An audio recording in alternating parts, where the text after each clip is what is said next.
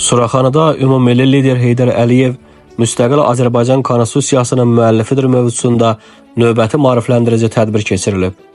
Mayın 6-sında Suraxanı rayon icra hakimiyyətinin başçısı Adil Əliyevin Milli Dövlətçilik və Konstitusiya, məktəblilərlə strateji dialoq adlı layihə çərçivəsində Ümummilli lider Heydər Əliyev müstəqil Azərbaycan Konstitusiyasının müəllifidir mövzusunda gənclərlə silsilə xarakterli növbəti görüşü keçirilib.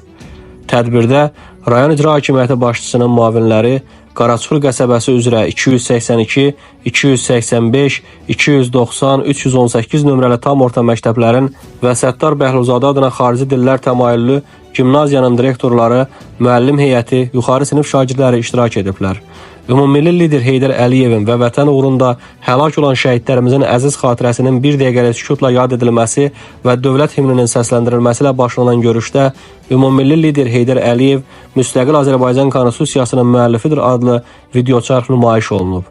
Rayon icra hakimiyyətinin başçısı Adil Əliyev çıxış edərək bildirib ki, artıq ənənə halını almış gənclərlə təşkil olunan görüşlər onlarda vətənpərvərlik hissinin daha da yüksəldilməsi, ictimai proseslərə fəal qoşularaq Azərbaycanın uğurlu gələcəyinə böyük töhfə vermək məqsədi daşıyır.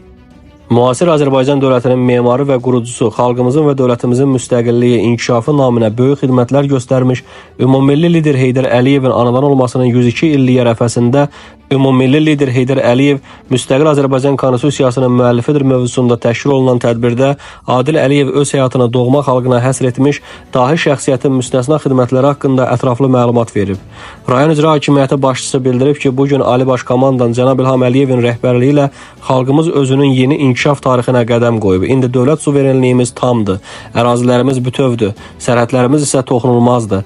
Dövlətimiz öz müstəqilliyini möhkəmləndirmək və dünyada mövqeyini daha da rəşadətlə qorumaq istiqamətində əlindən gələni əsirgəmir. Tədbirdə Adil Əliyev gənclərin müxtəlif məsələlərlə bağlı suallarını ətraflı cavablandırıb. Eləcə də gənclərin hər birinə hədiyyələr təqdim olunub, xatirə şəkilləri çəkilib.